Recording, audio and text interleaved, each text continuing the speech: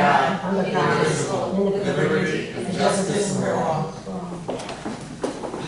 This virtual thing is hard. Your voices on the screen. Good thing we're not singing or loud. together. Sorry about that. There is no district announcement or any public input on non-agenda items or agenda items.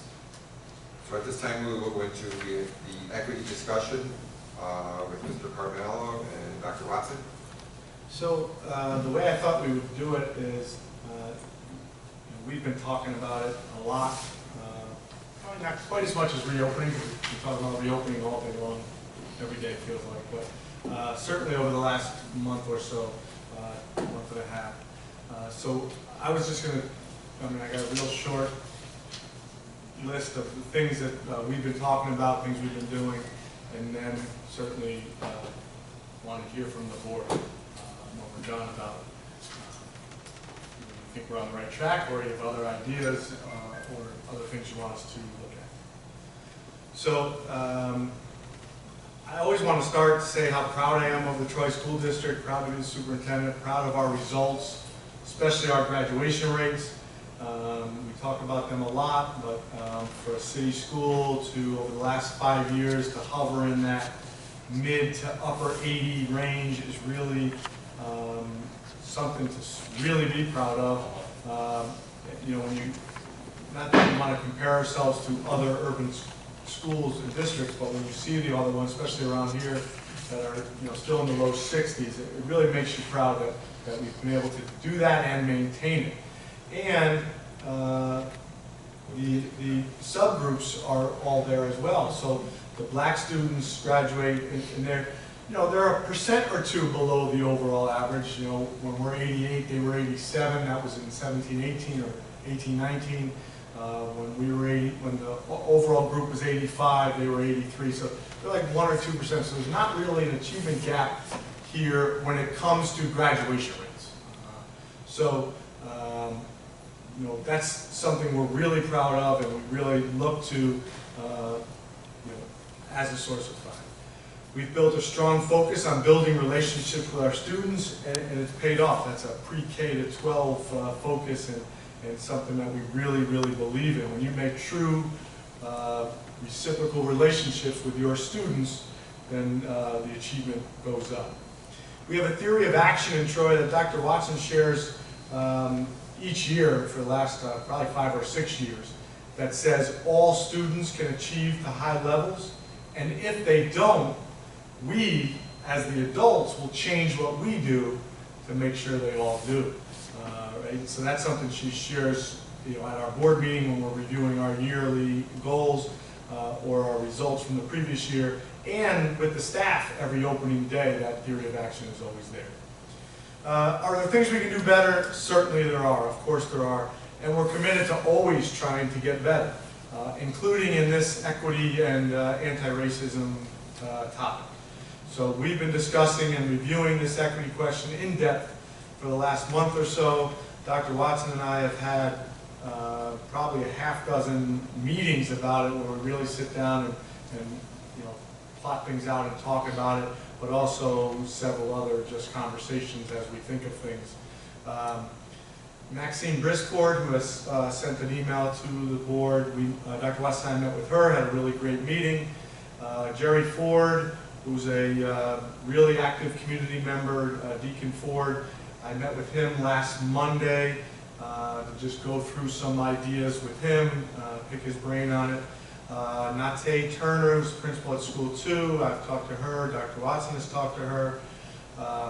Trayvon Jackson, some of you might know Trayvon. Trayvon's a former Troy High grad when I was the principal. Really high achiever, owns his own business now. We really just had a check-in, how's it going? He came to the office a week and a half ago. But also talked to him about it as a high-achieving, successful graduate from Troy High. Talked to him about some of the ideas that we were thinking about. And then Mr. Mostransky, who's an English teacher at the high school, goes by Mr. Mo. He runs the Black History Day at the high school every year. And a big part of that day, for some of you that have joined it, And if not, I certainly encourage you to do it. But there's right before the lunch, which is really another highlight of that day, with all the speakers coming and just kind of talking and socializing and getting to know each other. But the students of Mr. Moe's class put on a speaking, poetry, singing, kind of thing. It's really like an open mic situation for an hour. And it's really, really powerful. I mean, we always live stream it to the district for anyone who wants to watch, but also coming in person, you really can feel the emotion. So these kids, again, sing or write poems or just talk about issues having to deal with Black history or issues having to deal with racism and oppression and things that are going on in the world. So I called Mr. Moe and I said, you're so connected to those kids. These kids love him. Because those speeches, those poems, because I've been to every year, they never really talk about Troy High School in the terms of their, when they're talking about the racism, when they're talking about oppression, when they're talking about, feeling disconnected. But they're talking about the world in general. So I asked him, when you're talking to them one-on-one, or when you're having private conversations in your classroom, do they bring it up? And we had a really great conversation. He actually said not really, but there are a few things that he and I discussed that that he said we're getting better at.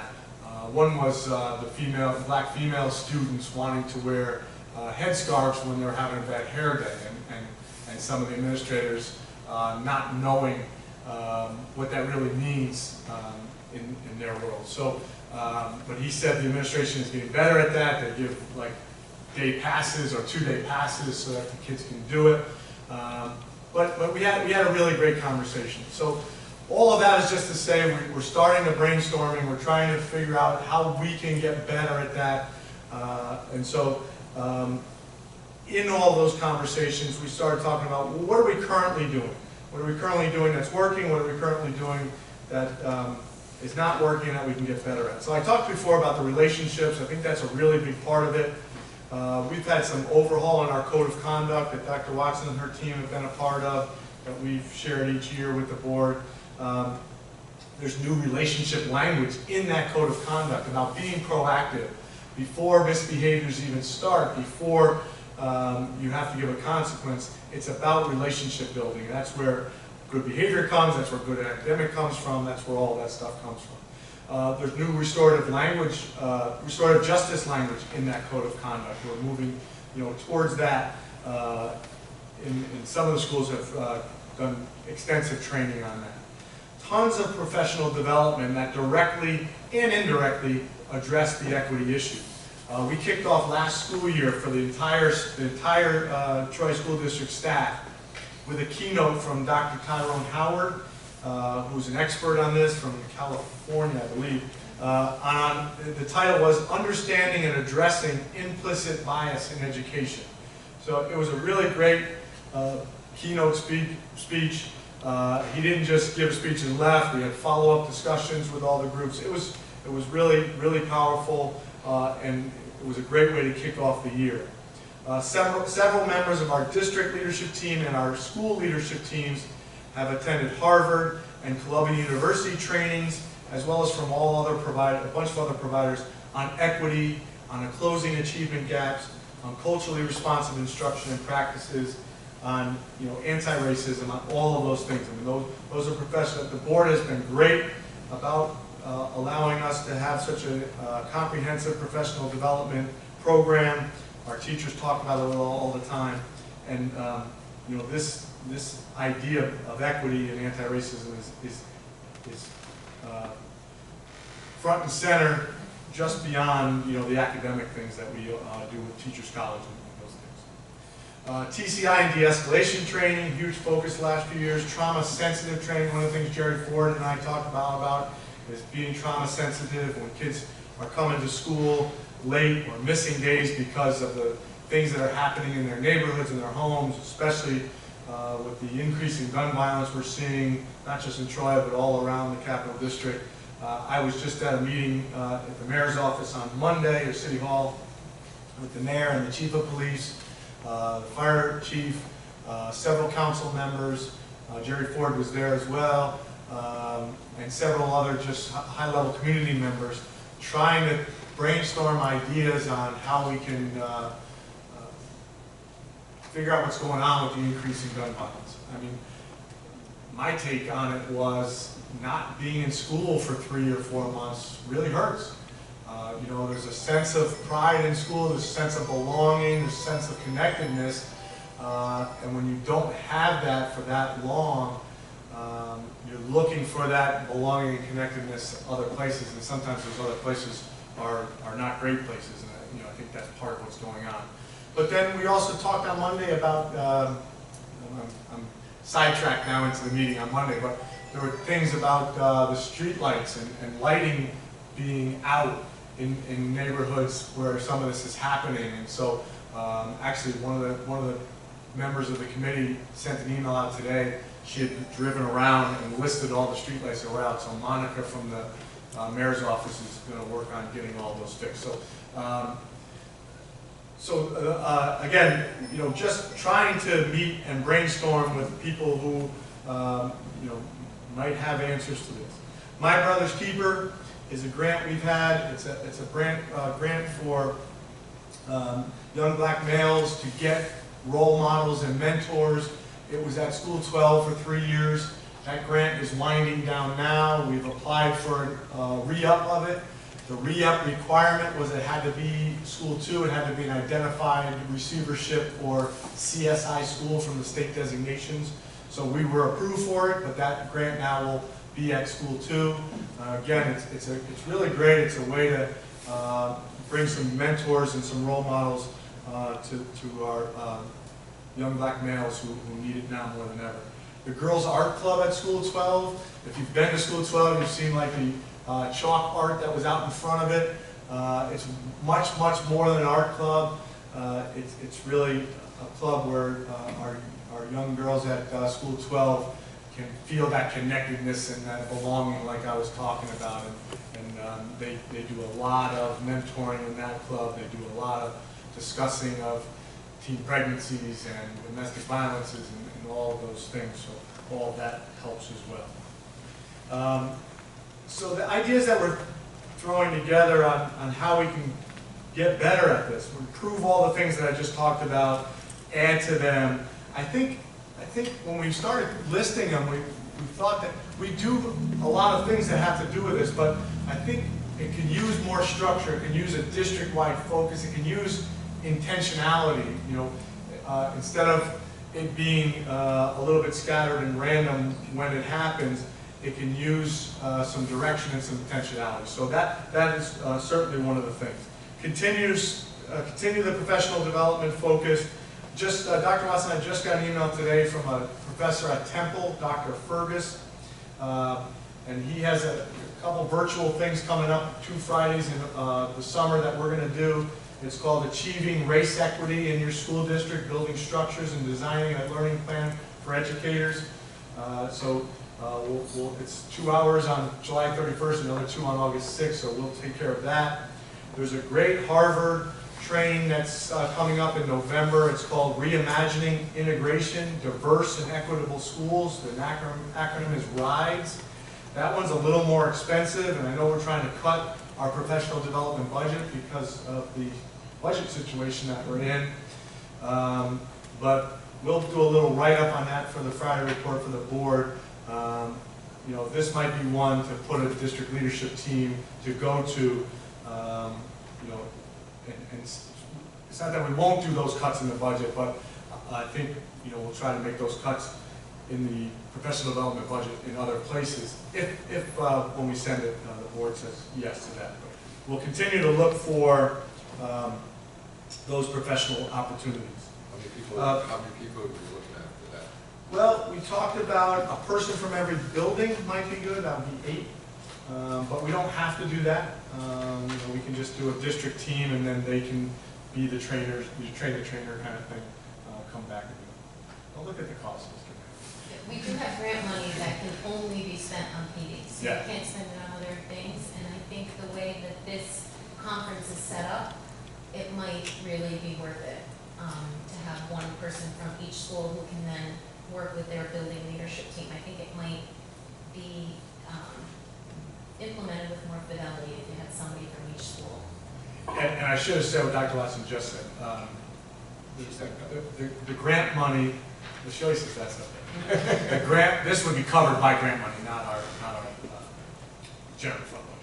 But I'll put something in the final report so the board can get a more in-depth look. Maybe just a little narrative about what's going on. Can you explain to us for these conferences that have already been attended, what has anyone implemented from them? Sure. Yeah. So that's a great question. Thank you. The PD that we've been able to participate in has been tremendous, and it's been some of the best PD in the country, particularly the Harvard Institutes that we've been to. So Mr. Carmelo referenced them earlier.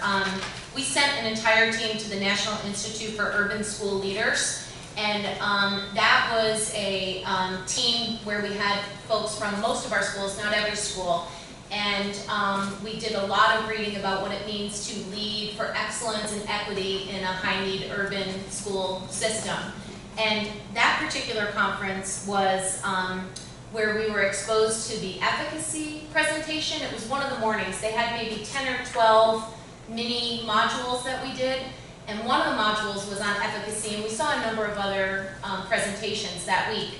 And then at the end, the last day when the conference was over, everybody from Troy stayed, and we sat around a table and said, you know, like our minds were exploding. There was so much great research and great models of, you know, schools doing great work in this area, and we thought about all the different things and said, we can't bring all of this back. So what one piece could we then bring back to Troy? What makes the most sense for us where we are right now? And that's where we came back and asked the board and asked Mr. Carmelo if we could move forward with the efficacy approach. And we partnered with the Efficacy Institute, I think now, I'm gonna forget, is it 6 years? We're in year 8. 6, yeah. 6 years. So 6 years in, and it's that initiative is really sort of winding down now, but the focus of that is the data feedback strategy meetings that we have. So that's where we look, you know, we meet by grade level teams. The board was kind enough to give us some early release time where we have those data feedback strategy meetings where we're looking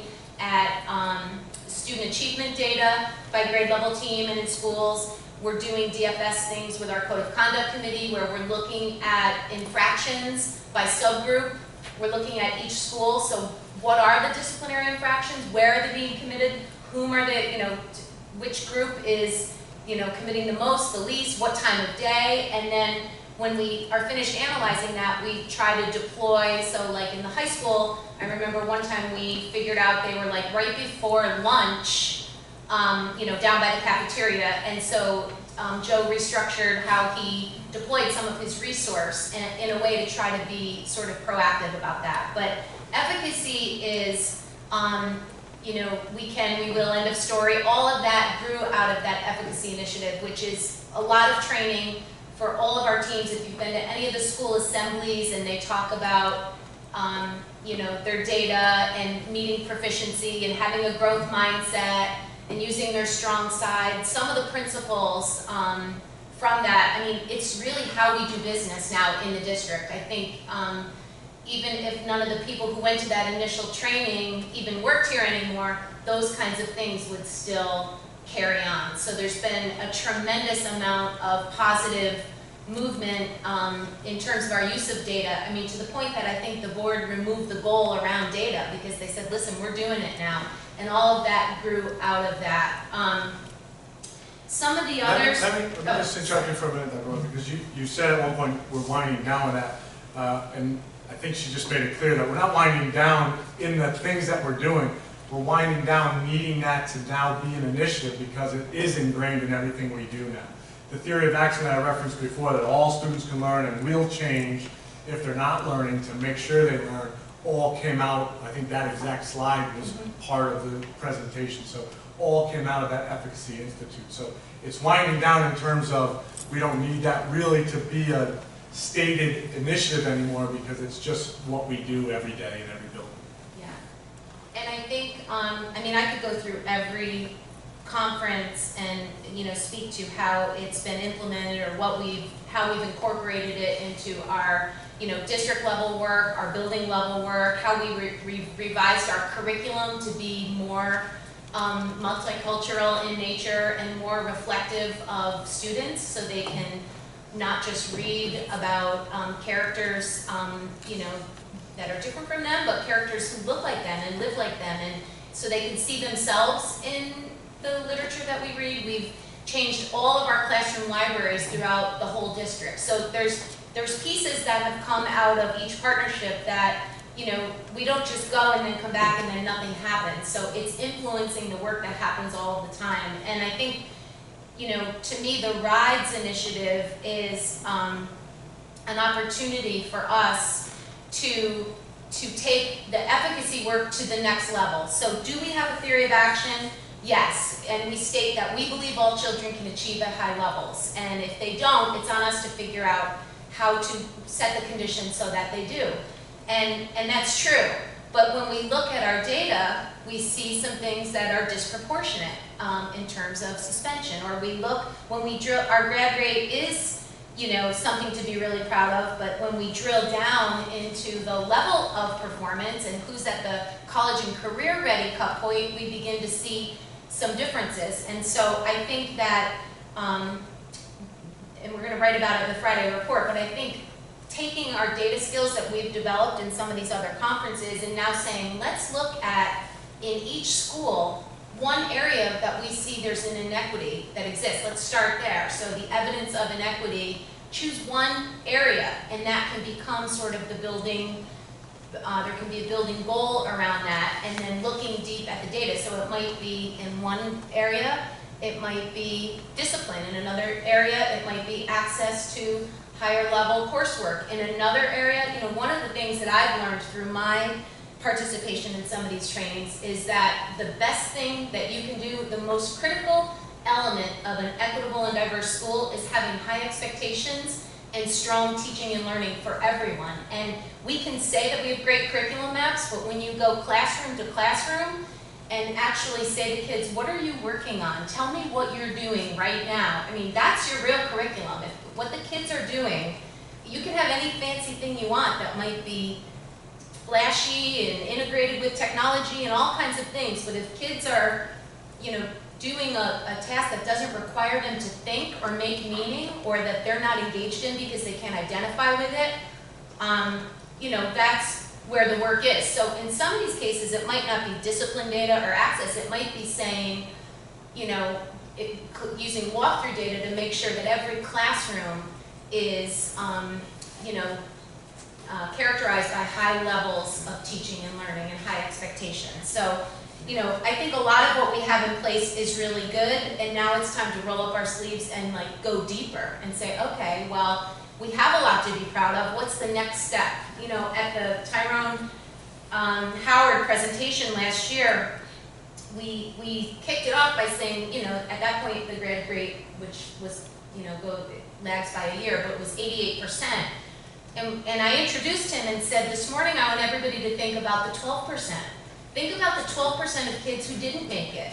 Like, what are we doing? And I went through the list last year and I called all the kids that didn't graduate and said to them two things, like, tell me why, in your view, didn't you make it? And then the second question, what could we have done differently that would have resulted in a different outcome? And I'd like to do it this year again, because we do get some really great information that I think can help us to be more responsive. But I think that there's much to be proud of and solid work that has taken place, and I think we don't always share out what we've done because we are doing some pretty high-level work around equity in all of our schools, but I think it's time to like roll up our sleeves and go deeper and say, where's the work now? And I think it's relying on each of the schools to help us understand. In Carroll Hill, it might look one way. In school 2, it might look another way. At the high school, it might look a different way. I mean, it's gonna, and at the district office level, what are we working on? You know, that we can do better, and maybe that's having a more diverse teaching force and like going deeper with that work and you know, pushing to the next level. So that's why I do think the RIDES piece could be helpful, because it's not just a conference you go to, it's a year-long process of improving an equitable practice in your school, in your system, and being in a better place a year from now. So, I don't know if that answers your question. So you see why Dr. Watson and I have talked about this nonstop. I'm very passionate about it, and I'm very grateful. Thank you. No, really great job. Thank you. So let me, she said a lot of things I was going to say, but let me go through a little bit more, and then if any board members, again, have anything they want to share or say that they do or do not want us to move in that direction. So one of the things we thought we definitely needed to do was create an equity committee. Those have been board members for a while. Remember the diversity committee that we had, and a lot of good things came out of that. I'm not sure, it actually ended when T. Louisa was here, but so putting that together, the people that I mentioned before that I spoke to all thought it was a great idea, all would like to be part of that. We'll have it be representative of the district, and certainly any board members that want to be a part of it, let me know. We just can't have a quorum there, but just let me know if you're interested. So we'll put that committee together, and that committee will be responsible for coming up with the ideas and kind of developing an action plan similar to some of the stuff that Dr. Watson's talking about. One of the things we talked about also is surveying. We do some surveys every year because Julie Curry, she does those through our DSIP and the other things that are required. But when all of this conversation was really coming into play a month ago or 6 weeks, Dr. Watson and I started talking about, do those surveys have survey questions to see how kids are feeling, right? Do kids really feel connected and feel like they belong? And so actually today, Dr. Watson said those surveys have gotten those questions added to them. So we'll try to get a survey out for students and teachers to try to figure out where those issues might be. And then we'll develop a plan. One of the good things that we saw when we were looking through the RIDE stuff is they have something simple called the ABCDs of an equity plan. And so I think we would adopt something like that, right? And those ABCDs stand for the 4 categories that comprise the desired outcomes for diverse and truly equitable schools. They include A is academics, B is belonging, C is a commitment to equity and anti-racism, and D is diversity, right? So the ABCDs of, again, truly equitable schools. The academics, Dr. Watson, I don't have to repeat, but Dr. Watson's talked a lot about it. So we talked about our graduation rate, but when we really, for academics, for the A to really hit home, we got to make sure our achievement gaps, so our 3 through 8 testing, although our graduation rates don't really show a huge achievement gap, our 3 through 8 testings do show some. Our access to honors and AP classes certainly show things. So where are what's the data going to show us when we really delve in so that we can make sure we hit the A, which is academics? The belonging I've already talked about a bunch, right? That's the relationships we're talking about. That's the culturally responsive practices to make sure you're building those relationships, make sure you're really getting to know your kids. Mentor programs. So we got a few, like I said before, being intentional about things. We got a few things that we do. The U.S. Attorney's Office, which I tell the board about each year. We couldn't do it this year because of the lockdown, but they come into every single 5th grade classroom, 3 or 4 lessons. It's about making good choices. It's about staying away from drugs, staying away from gangs, staying away from violence, and again, trying to be good people. And it's actually law enforcement. So it's the state police, it's our Troy PD, it's the sheriff's office, it's the U.S. Attorney who. U.S. Attorney's Office is the one who runs the whole thing, and they come, and it's schools in Albany, Schenectady, and Troy. So every single one of our 5th graders get that program. But it's really those 3 classes and out. So I think it's the teachers report back that it's really pretty powerful for the kids, but then there's really no follow-up. So one of the main things that Jerry Ford and I talked about is putting together a stronger mentor program His idea was really being at the middle school level is the most effective level at Troy Middle School, and so trying to really come up with a program that we can do that. I talked already about the mayor's meeting on Monday. I met with Mr. Bembo, North Bembo, some of you know, obviously. He's school 12 person, but he also helps run our 3 to 6 program. And similar to what Dr. Watson was just talking about trying to connect with the 12, 13, 14% who aren't graduating and see what we could have done differently. I was talking to Norris about doing something myself as a superintendent with 9th graders. You know, if we get a strong mentor program at the middle school, who are the most at-risk 9th graders that we see?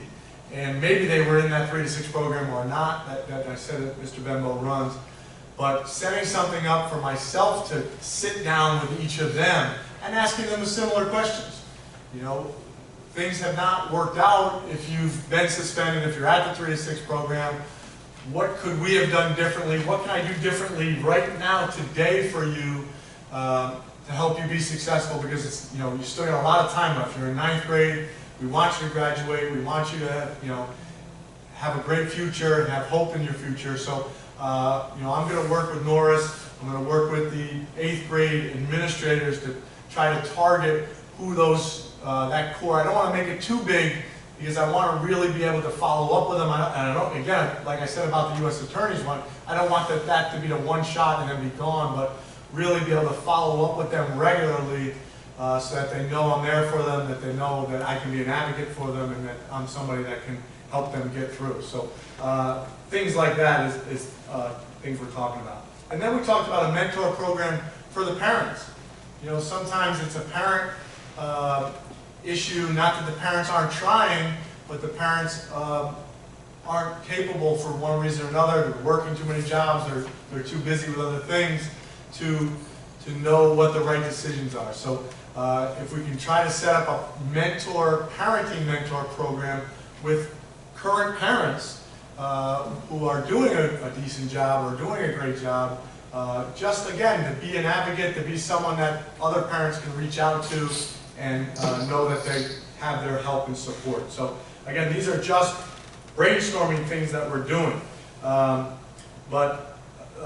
Moving on, so that was academics, the B was belonging, C is commitment. And I think the committee that we're talking about, the action plan that we're talking about developing, that'll show that we have a district-wide commitment to you know, stepping up our game, as Dr. Watson just said, in this area. So that's the C. And then the D is diversity. Dr. Watson just talked about you know, getting more diversity, especially in our teaching staff. We have it in the district in some areas. Our administration is decent. Our CSEA staff is decent, but in our teaching staff, it's not there, and it's not for lack of trying. You know, Jerry Ford and I talked about that as well. I mean, the candidates aren't really out there, but they got to be out there somewhere. And so, what are ways that are successful, or other districts are finding successful? And one of those things is called Grow Your Own program, and so we'll try to start that. We've already talked to the TTA. They're trying to do something about that as well. So taking your kids when they're 9th and 10th grade and pulling them aside and talking to them about being teachers. You know, when I mentioned Trayvon Jackson before, when I was with Trayvon, and he's, again, super successful right now. He's mid-20s, I think he's 26. But I think in 9th grade, if I pulled Trayvon aside and said, you should be a teacher. You should come back to Troy High School and teach and be a great role model for these kids. I think he probably would have thought about it, and maybe he would have done it. So trying to get our kids early on, 9th and 10th grade, to say, think about being a teacher. The TTA, they have a small grant, it's not big money, but to try to put a club together to actually put some structure to that. And tell them, be a teacher, but not just be a teacher and come back to the Troy School District and teach. And you know, you'll get first dibs on jobs. So you know, a program like that could do it. And then the last thing that I'll talk about and then open it up or not is restructuring the district. And we've had some small conversations about that when we're talking about the capital project, but I think it's really time to start talking about putting that into you know, a more comprehensive conversation, and that certainly doesn't have to be tonight. But the restructuring of our elementary schools into pre-K to 2 buildings and then 3 to 5 buildings, so they're not so segregated throughout the city, but you know, there'd be 4 K to 2 buildings that combine some neighborhoods, and then 2 3 to 5 buildings, and then into our 1 middle school building. So we've talked about that a little bit. The capital project that I know you already know about, but it's super comprehensive. We've got 16 and 18 going to be totally you know, gutted and remodeled, so that they're going to need School 12 as swing space. We got the new Neff Center, which finally, I stopped calling it Neff Center, the Trice Community School. The sign is up. If you get the chance to go by there, the Neff Center sign's finally down. Really? Yeah. Yeah. So that capital project is due to end in 6 years, right? You said 5 or 6 years? So, you know, I think that we should have a discussion, and again, it certainly doesn't have to be tonight because you weren't prepared for it, but let's plan on having a board discussion where we throw out those ideas that when that capital project ends, and I know it's a long-term solution, but 6 years from now when it ends, then we go into that new setup, whatever that new setup is. I don't have the answers for that. I have some ideas on how I think that could work and work well, but I think that would be also a way to, you know, not only diversity in our staff, but to diversify all the schools a little bit better. Those are our brainstorming ideas. There are more, you know, but I'd like to hear your feedback on those. My idea would be to get this committee started. Again, any board member that want to be on to let me know, and then give regular updates to the board, the entire board, on how things are going with all of these initiatives. Questions, comments, feedback?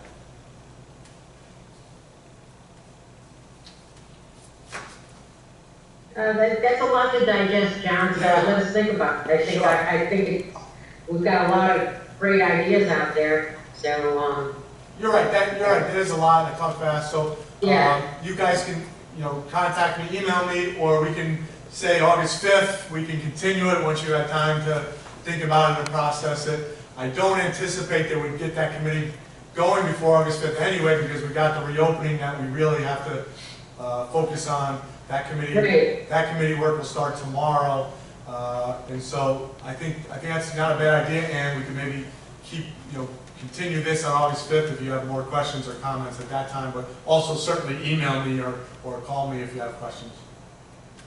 sounds good. I would have thought that part of looking at solutions for where we don't have equity in the district at the lower grades might have been part of your reopening.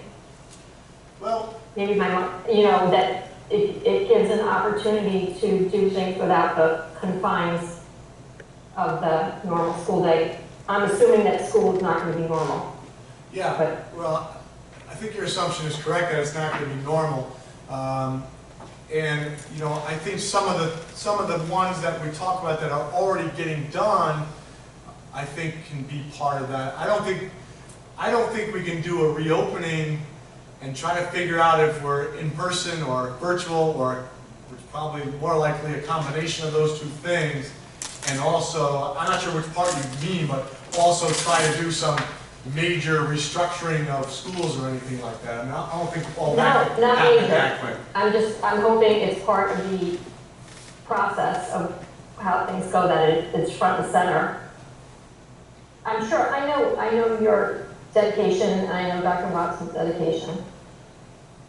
Yeah, I hear what you're saying. So front and center certainly, as far as, again, the things that we can do right now, certainly, I hear what you're saying.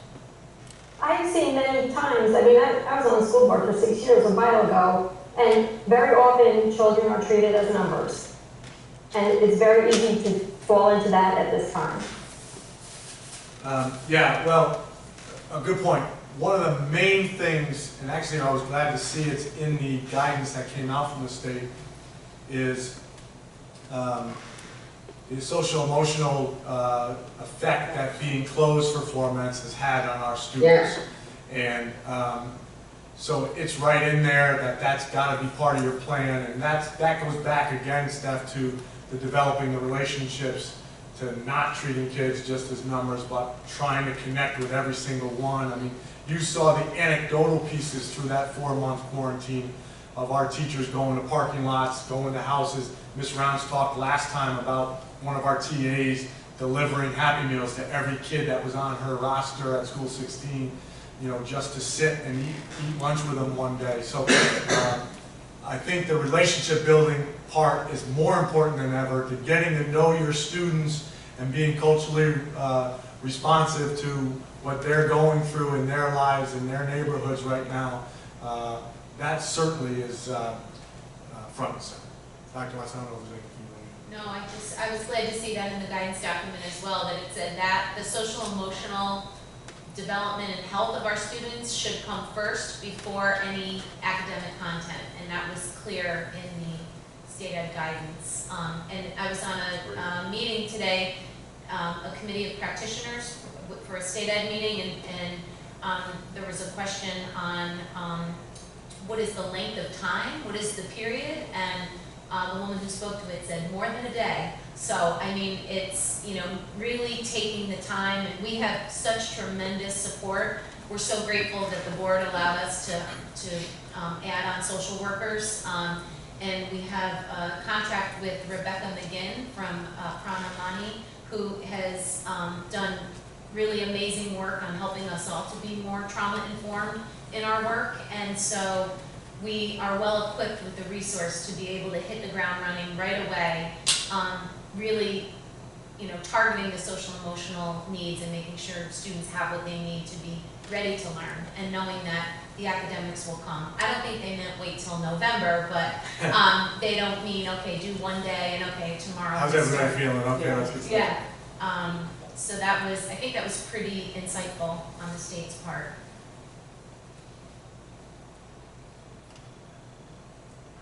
Okay. All right, thank you very much for the time. I look forward to everybody's feedback. That's it, Mr. Thank you. Okay, superintendent action items, superintendent recommendations, human resources, staff matters. We'll do the unclassified items, motion for consent agenda items 1 through 9. Second. Any discussion? All those in favor? Aye. Opposed? Classified items, motion for consent agenda items 1 and 2. Second. Any discussion? All those in favor? Aye. Aye. Aye. Opposed?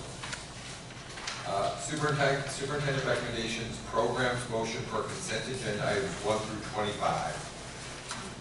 Second. Any discussion? All those in favor? Aye. Aye. Aye. Opposed?